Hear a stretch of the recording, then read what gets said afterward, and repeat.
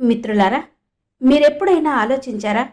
పగలు రాత్రి కష్టపడి సంపాదిస్తున్నా సరే ఇంట్లో రూపాయి కూడా ఎందుకు నిలబడడం లేదని, భర్త చెమటోడ్చి సంపాదించి తెచ్చిన డబ్బు చేతికి అందగానే నీళ్లలా ఎందుకు ఖర్చయిపోతోంది?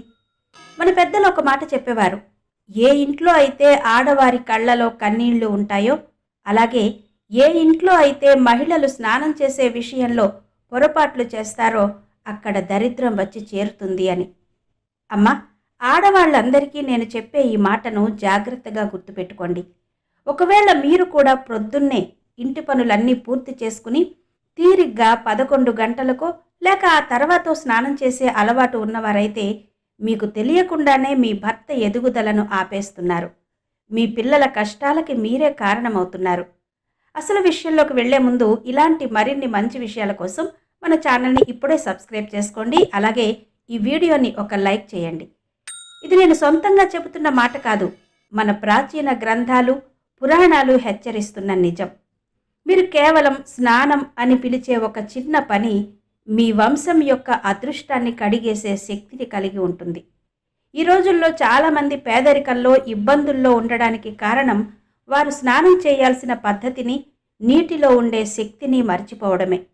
మీ ఇంట్లో లక్ష్మీదేవి కొలువై ఉండాలి అని మీకు ఖచ్చితంగా ఉంటుంది కదా. అందుకే మిమ్మల్ని చేతులు జోడించి కోరుతున్నాను, ఈ వీడియోని చివరి వరకు చూడండి. ఇందులో చెప్పే ప్రతి మాట మీ నిద్రపోతున్న అదృష్టాన్ని మేల్కొలుపుతుంది. మధ్యలో వదిలేయడం అంటే మీ కాళ్ల మీద మీరే గొడ్డలితో వేసుకోవడమే. ఈ వీడియో చూడడం మొదలుపెట్టిన క్షణం నుంచే మీ టైం మారుతుందని నమ్మండి. లా ఆఫ్ అట్రాక్షన్ మీద నమ్మకం ఉంచండి. సాధారణ వ్యక్తులు ఇలాంటి విషయాల మీద దృష్టి పెట్టరు, కానీ మీరు అదృష్టవంతులు కాబట్టే విజయం కోసం ఎంచుకోబడ్డారు. అందుకే నేను ఖచ్చితంగా ధనవంతుడిని అవుతాను అని మనసులో బలంగా అనుకోండి. మీ జీవితంలో ఇదొక టర్నింగ్ పాయింట్. లక్ష్మీదేవి ఆశీస్సులు మీకు కలగాలంటే ఈ సమాచారాన్ని తక్కువ అంచనా వేయకండి. సరైన సమయంలో మీరు చేసే చిన్న మార్పు మీ తలరాతనే మారుస్తుంది. రాబోయే ముఖ్యమైన రహస్య విషయాలను అస్సలు మిస్ అవ్వకండి. మన శాస్త్రాల ప్రకారం 24 గంటల సమయాన్ని వేరువేరు భాగాలుగా విభజించారు. ఒక్కో సమయానికి ఒక్కో అధిపతి ఉంటారు. స్నానం అంటే కేవలం ఒంటి మీద నీళ్లు పోసుకోవడం కాదు, అది శరీరాన్ని మనసుని శుద్ధి చేసే ఒక పవిత్రమైన కార్యం. నీటిలో విషయాలను గుర్తుపెట్టుకునే శక్తి ఉంటుందని పురాణాలు చెబుతున్నాయి. ముందుగా మనం దేవస్నానం లేదా రస స్నానం గురించి మాట్లాడుకుందాం. ఇది బ్రహ్మ ముహూర్తంలో, అంటే ఉదయం 4 గంటల నుండి 5:30 గంటల మధ్య చేసే స్నానం. ఏ మహిళ అయితే ఈ సమయంలో నిద్రలేచి స్నానం పూర్తి చేస్తుందో ఆమె ఇంట్లో ఎప్పుడూ, నేను మళ్ళీ చెబుతున్నాను, ఎప్పుడూ కూడా దరిద్రం అనేది ఆ ఇంట్లోకి అడుగు పెట్టలేదు. ఈ సమయంలో గాలిలో అమృతం లాంటి శక్తి ఉంటుంది. ఎప్పుడైతే చల్లని నీళ్లు ఈ సమయంలో ఒంటి మీద పడతాయో అవి కేవలం మురికిని మాత్రమే కాదు, గత జన్మల పాపాలను, దురదృష్టాన్ని కూడా కడిగేస్తాయి. ఇలా చేసే మహిళల ముఖంలో ఒక రకమైన దైవిక కాంతి కనిపిస్తుంది. సమాజంలో వారి భర్త గౌరవం పెరుగుతుంది. ఎందుకంటే ఆ భార్య సాక్షాత్తు లక్ష్మీ స్వరూపంలా మారి తన ఇంటిని కాపాడుకుంటుంది. దీని తర్వాత వచ్చేది మానవ స్నానం. ఇది ఉదయం 6 గంటల నుండి 8 గంటల మధ్యలో చేసేది. ఇది సూర్యోదయ సమయం. ఈ టైంలో స్నానం చేయడం వల్ల శరీరంలోకి సూర్యుడి శక్తి వస్తుంది. మనసు ఎప్పుడూ ఉత్సాహంగా ఉంటుంది. కుటుంబంలో సంతోషం నెలకొంటుంది. ఇది కూడా చాలా మంచి సమయం. కాపురంలో ఉండే మహిళలకు ఇది సరైన సమయంగా చెప్పవచ్చు.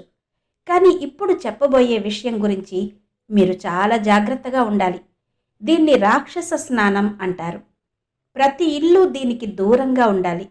అదే ఉదయం 9 గంటల నుండి 11 గంటల తర్వాత చేసే స్నానం.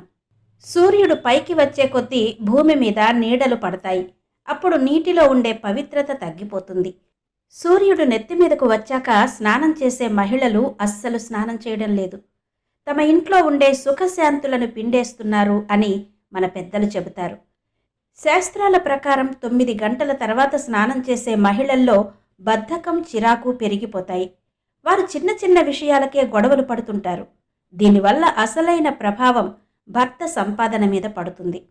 ఇంటి లక్ష్మి ఎప్పుడైతే ఆలస్యంగా నిద్రలేచి ఆలస్యంగా స్నానం చేస్తుందో అప్పుడు ధనదేవతలు ఆ ఇంటి దారి మరిచిపోతారు. గుర్తుంచుకోండి, 11 గంటల తర్వాత స్నానం చేయడం అంటే కేవలం ఒంటిని తడుపుకోవడం మాత్రమే. దానివల్ల అటు పుణ్యమూ రాదు, ఇటు ఉత్సాహమూ రాదు. పైగా ఆ సమయంలో స్నానం చేయడం వల్ల జీర్ణశక్తి తగ్గిపోయి రోగాలు వస్తాయి. సంపాదనలో సగం డబ్బులు డాక్టర్లకే పోతాయి. అందుకే మీ ఆయన క్షేమంగా ఉండాలన్నా, మీ దగ్గర డబ్బు నిలవాలన్నా సూర్యుడు బాగా ముదిరిపోకముందే, అంటే 8 లేదా 9 గంటల లోపే స్నానం పూర్తి చేయండి. మిత్రులారా, ఇప్పుడు నేను చెప్పబోయే విషయం పెళ్ళైన ప్రతి మహిళకి చాలా ముఖ్యం. చాలామంది అడుగుతూ ఉంటారు, మేము పూజలు చేస్తాం, వ్రతాలు చేస్తాం, కానీ మా ఆయన మీద అస్సలు అప్పులు ఎందుకు పెరుగుతున్నాయో తెలియడం లేదు, ఇంట్లో డబ్బు ఎందుకు మిగలడం లేదు అని. దీనికి సమాధానం మీ వంటగదిలో మరియు మీ జుట్టులో దాగి ఉంది. ఇది కొంచెం కఠినంగా అనిపించినా ఇదే నిజం. మన ఆచారాల ప్రకారం వంటగది ఒక దేవాలయం. మనం వాడే పొయ్యి అగ్నిదేవుడితో సమానం. ఎవరైతే పొద్దున్నే లేచి స్నానం చేయకుండా అపవిత్రంగా వంటగదిలోకి వెళ్తారో వారు పెద్ద తప్పు చేస్తున్నట్టే. చాలామంది తల్లులు పిల్లలకు టిఫిన్ చేయాలి, ఆయనకు టీ ఇవ్వాలి కదా అని ముందే వంటగదిలోకి వెళ్తారు. అది ప్రేమ కాదు, అజ్ఞానం.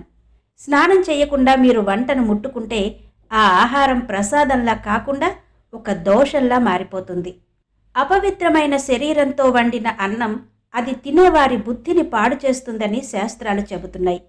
మీ భార్య స్నానం చేయకుండా వండిన భోజనాన్ని తిని భర్త పనిలోకి వెళ్ళినప్పుడు ఆయన మనసు సరిగ్గా పనిచేయదు, సరైన నిర్ణయాలు తీసుకోలేరు. దీనివల్ల వ్యాపారంలో నష్టాలు రావడం, ఆఫీసులో అవమానాలు జరగడం లేదా ప్రమోషన్లు ఆగిపోవడం వంటివి జరుగుతాయి. ఎందుకంటే మనం తినే తిండిని బట్టే మన ఆలోచనలుంటాయి.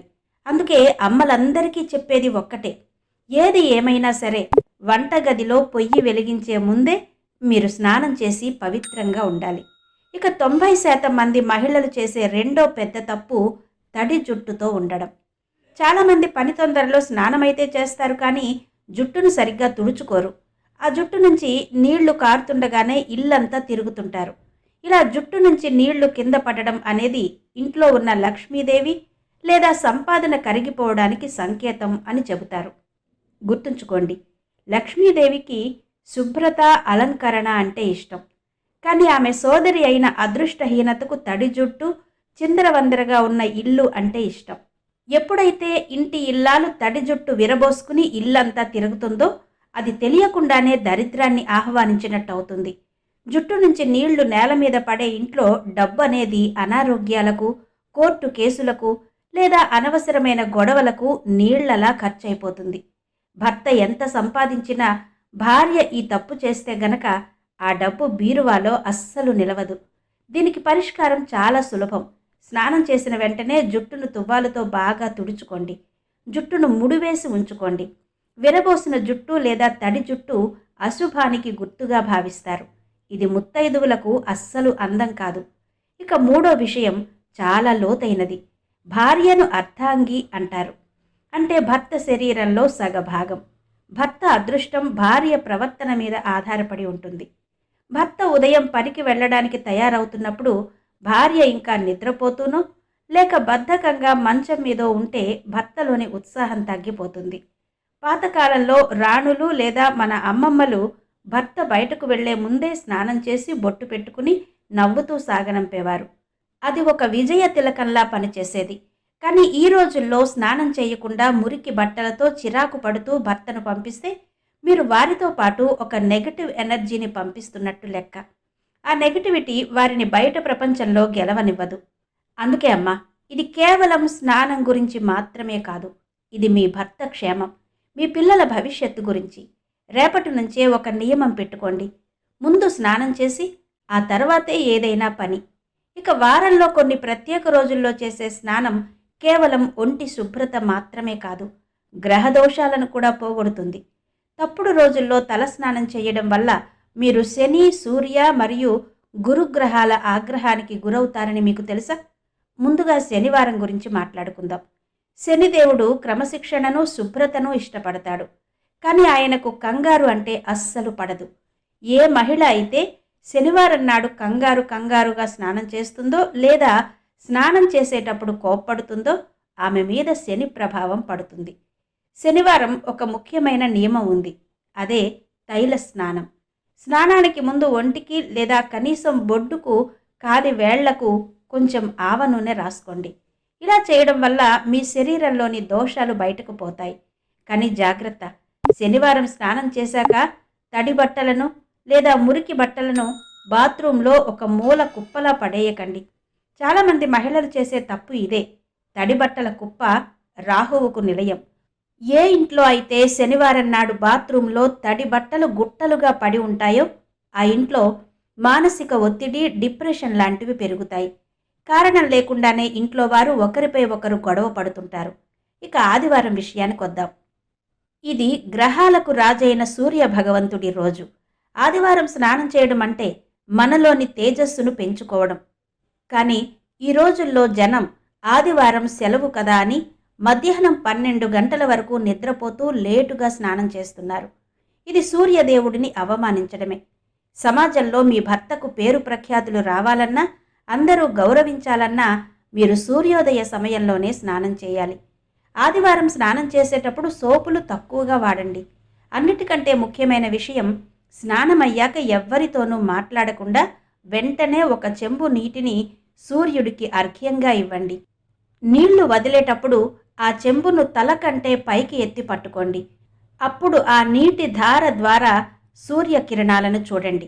ఈ ఒక్క చిన్న పని మీ భర్త పెరుగుదలలో ఉన్న ఆటంకాలను తొలగిస్తుంది. ప్రభుత్వపరమైన చిక్కులు ఉన్నా సరే పోతాయి.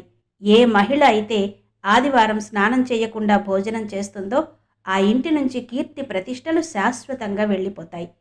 ఇక ఆఖరిగా అతి ముఖ్యమైన హెచ్చరిక, మంగళవారం మరియు గురువారం గురించి. ఇది చాలా జాగ్రత్తగా గుర్తుపెట్టుకోండి. మంగళవారం హనుమంతుడికి, అంగారకుడికి సంబంధించిన రోజు. గురువారం పిల్లలకు మరియు భర్త క్షేమానికి కారకుడైన బృహస్పతి రోజు. పెళ్లైన మహిళలు మంగళ, గురువారాల్లో పొరపాటున కూడా తలస్నానం చేయకూడదు అని శాస్త్రాలు చెబుతున్నాయి. గురువారం రోజు తలస్నానం చేస్తే జుట్టుతో పాటు ఇంటి అదృష్టం, భర్త ఆయుష్ కూడా నీళ్లలో కలిసిపోతాయి. ఇది చాలా సీరియస్ విషయం. గురువారం తలస్నానం చేయడం వల్ల భర్త బుద్ధి మారిపోవడం, ధనం నశించడం జరుగుతుంది. అలాగే మంగళవారం తలస్నానం చేస్తే ఇంట్లో అప్పులు పెరుగుతాయి, రక్తానికి సంబంధించిన అనారోగ్యాలు వస్తాయి. అంతేకాదు, ఈ 2 రోజుల్లో ఇంట్లో బట్టలు ఉతకడం, ఎక్కువగా సోపులు వాడడం లేదా ఇంట్లోని పాత సామాన్లను బయట పారేయడం లాంటివి చేయకూడదు. ఒకవేళ నెలసరి తర్వాత శుద్ధి కోసం తప్పనిసరిగా తలస్నానం చేయాల్సి వస్తే ఆ నీళ్లలో కొంచెం పసుపు లేదా పచ్చిపాలు కలిపి స్నానం చేయండి. దీనివల్ల దోషం తగ్గుతుంది. కానీ దీన్ని అలవాటుగా మాత్రం మార్చుకోకండి. గ్రహాల ప్రభావం చాలా సూక్ష్మంగా ఉంటుంది. మీ చిన్న అలవాటే మీ కుటుంబ భవిష్యత్తును మారుస్తుంది. మీ అదృష్టాన్ని మార్చుకోవాలంటే ఇలాంటి రహస్యాలను అస్సలు మిస్ అవ్వకండి. ఇప్పుడే మన ఛానల్ని సబ్స్క్రైబ్ చేసుకోండి. అలాగే కామెంట్ బాక్స్లో నేను ఖచ్చితంగా ధనవంతుడిని అవుతాను అని రాయండి.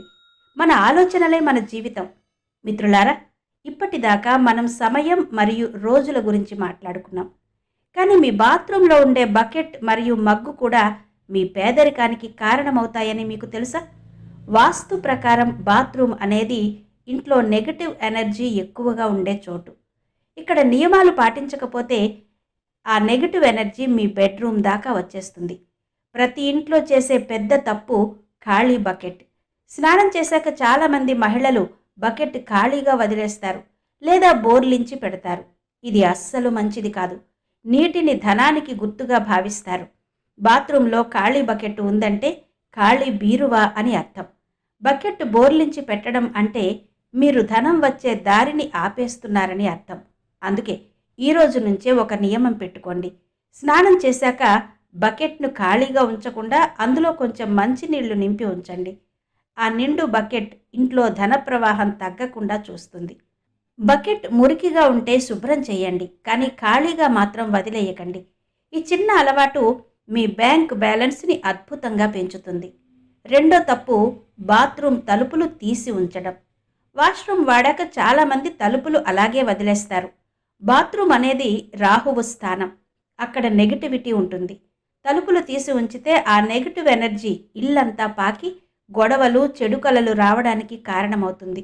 అందుకే వాడిన వెంటనే బాత్రూమ్ తలుపులు మూసి ఉంచండి. ఒకవేళ తలుపు విరిగిపోయి ఉంటే వెంటనే రిపేర్ చేయించండి.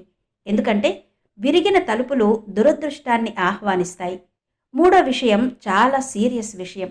అదే స్నానం చేసేటప్పుడు పాటలు పాడడం లేదా ఏడవడం. ఈ కాలం పిల్లలు స్నానం చేస్తూ పాటలు పాడుతుంటారు. లేదా కొందరు మహిళలు బాధలో ఉన్నప్పుడు బాత్రూంలో తలుపు పెట్టుకుని ఏడుస్తూ ఉంటారు. శాస్త్రాల ప్రకారం స్నానం అనేది ఒక పవిత్రమైన పని. అదొక ధ్యానం లాంటిది. నీటికి దేన్నైనా స్వీకరించే శక్తి ఉంటుంది. మీరు స్నానం చేస్తూ ఏడ్చినప్పుడు మీ మనసులోని బాధ ఆ నీటిలో కలుస్తుంది. అదే బాధాకరమైన శక్తి మీ చర్మ రంధ్రాల ద్వారా మళ్ళీ మీ శరీరంలోకి చేరుతుంది. దీనివల్ల మీరు మానసిక రోగాల బారిన పడే అవకాశం ఉంది. అలాగే స్నానం చేసేటప్పుడు గట్టిగా పాటలు పాడడం కూడా మంచిది కాదు. బాత్రూంలో మనం బట్టలు లేకుండా ఉంటాం. ఆ సమయంలో మన చుట్టూ ఉండే రక్షణ కవచం బలహీనంగా ఉంటుంది. అలాంటప్పుడు గట్టిగా అరవడం లేదా పాడడం వల్ల నెగటివ్ శక్తులు ఆకర్షితమవుతాయి. స్నానం ఎప్పుడూ ప్రశాంతంగా, మౌనంగా లేదా మనసులో దేవుడి పేరు తలుచుకుంటూ చేయాలి. మిత్రులారా, జ్ఞానం అనేది పంచే కొద్దీ పెరుగుతుంది. మీ కుటుంబం మీద కూడా దేవుడి చల్లని చూపు ఉండాలంటే ఇప్పుడే మన ఛానల్ని సబ్స్క్రైబ్ చేసుకోండి. అలాగే కామెంట్లో జై లక్ష్మీమాత అని రాసి మీ పేరు నమోదు చేసుకోండి. మరో చిన్న విషయం, బాత్రూంలో ఎప్పుడూ విరిగిన అద్దం కానీ విరిగిన మగ్గు కానీ ఉంచకండి. విరిగిన గాజు లేదా ప్లాస్టిక్ వస్తువులు దరిద్రాన్ని లాగుతాయి. ఒకవేళ మీ ఇంట్లో నల్లా నుంచి నీళ్లు కారుతుంటే వెంటనే రిపేర్ చేయించండి. నీళ్లు కారడం అంటే డబ్బు నీళ్లలా ఖర్చయిపోవడమే. ఇది కటిక పేదరికానికి గుర్తు. చిన్న చిన్న పొరపాట్లే కదా అని వదిలేయకండి. ఓడకు ఉన్న చిన్న రంధ్రమే పెద్ద ఓడను ముంచేస్తుంది. మీ ఇంట్లో మీరు చేసే ఈ చిన్న తప్పులే మీ అదృష్టాన్ని ముంచేస్తున్నాయి. ఇప్పటిదాకా మనం ఏం చేయకూడదో తెలుసుకున్నాం కదా. ఇప్పుడు మన పెద్దలు చెప్పిన కొన్ని రహస్యాలు తెలుసుకుందాం.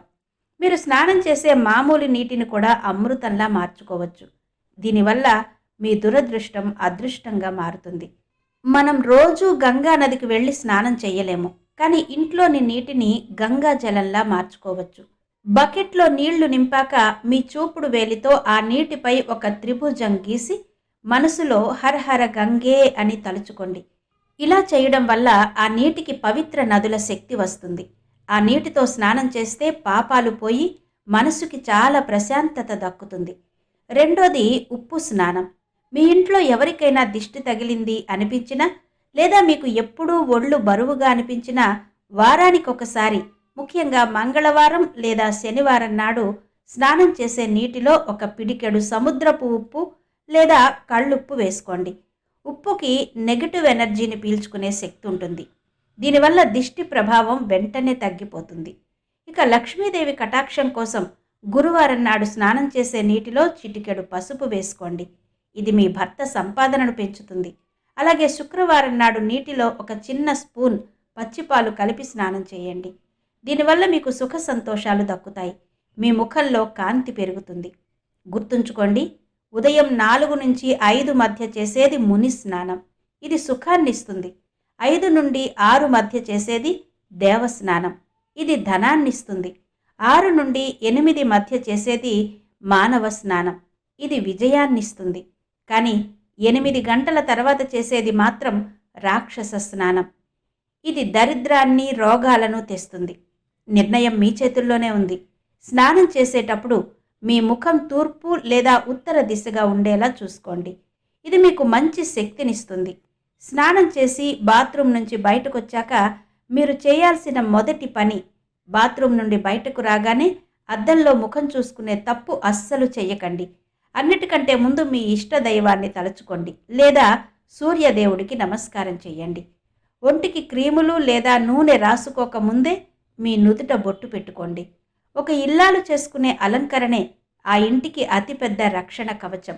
మిత్రులారా, ఈ జీవితం చాలా విలువైనది. మనం తెలియక చేసే తప్పుల వల్ల వచ్చే ఫలితాలను జీవితాంతం అనుభవిస్తూనే ఉంటాం. ఈరోజు నేను చెప్పిన విషయాల్లో మీరు ఇప్పటిదాకా చాలా తప్పులు చేస్తూ ఉండవచ్చు, కానీ భయపడాల్సిన అవసరం లేదు. మన పెద్దలు ఒక మాట చెప్పారు, ఎప్పుడు తెలుసుకుంటే అప్పుడే మనకు కొత్త జీవితం అని. జరిగిపోయిన కాలాన్ని మనం మార్చలేం, కానీ రాబోయే కాలాన్ని మన చేతుల్లోకి తీసుకోవచ్చు. ఒకవేళ మీరు ఈ రోజు నుంచే మీ స్నానపు పద్ధతుల్లో మరియు మీ దినచర్యలో చిన్న చిన్న మార్పులు చేసుకుంటే నమ్మండి, కేవలం 21 రోజుల్లోనే మీ ఇంట్లోని వాతావరణం మారిపోతుంది. మీ భర్తలో మానసిక ఒత్తిడి తగ్గుతుంది. పిల్లలు చదువు మీద శ్రద్ధ పెడతారు. అలాగే అనవసరంగా ఖర్చయిపోయే డబ్బు ఇంట్లో నిలబడడం మొదలవుతుంది. ఈ బాధ్యత మీ మీద ఉంది, ఎందుకంటే మీరే ఆ ఇంటి మహాలక్ష్మి. ఇంటి లక్ష్మి నియమాలను పాటించకపోతే ఆ విష్ణుమూర్తి అనుగ్రహం మనకు ఎలా దక్కుతుంది చెప్పండి? మీరు ఖచ్చితంగా ఈ విషయాలను పాటిస్తారని, మీ కుటుంబాన్ని అదృష్టవంతులుగా మారుస్తారని నేను నమ్ముతున్నాను. మీ అదృష్టాన్ని మార్చుకోవాలని ఉంటే ఇలాంటి రహస్యాలను అస్సలు మిస్ అవ్వకండి. ఇప్పుడే మన ఛానల్ని సబ్స్క్రైబ్ చేసుకోండి. అలాగే కామెంట్ బాక్స్లో నేను ఖచ్చితంగా ధనవంతుడిని అవుతాను అని టైప్ చేయండి. అప్పుడే ఆ ప్రకృతి మీ కోరికను వింటుంది. ఒకవేళ మీరు రాత్రి పడుకునేటప్పుడు తల పక్కన ఏ వస్తువు పెట్టుకుంటే అదృష్టం కలిసి వస్తుందో తెలుసుకోవాలి అనుకుంటే మా తర్వాతి వీడియోను అస్సలు మిస్ అవ్వకండి. అప్పటి వరకు మీ ఆరోగ్యాన్ని, మీ కుటుంబాన్ని జాగ్రత్తగా చూసుకోండి. ఈ వీడియో మీకు నచ్చినట్టయితే దయచేసి లైక్ చేయండి, మీ వారందరికీ షేర్ చేయండి. మీరు చేసే ఒక్క లైక్ మాకు ఎంతో ఉత్సాహాన్ని ఇస్తుంది. ఇప్పుడు నేను చెప్పిన విలువైన సమాచారం మీ అందరికీ నచ్చిందనే అనుకుంటున్నాను. ఆ మహాలక్ష్మి ఆశీస్సులు మీపై ఎల్లప్పుడూ ఉండాలని కోరుకుంటున్నాను. మీరు కూడా మహాలక్ష్మి కృపకు పాత్రులు కావాలని కోరుకుంటూ కామెంట్ సెక్షన్లో ఓం శ్రీమాత్రే నమః అని కామెంట్ చేయండి. మరొక వీడియోతో మళ్ళీ కలుస్తాను. ధన్యవాదాలు.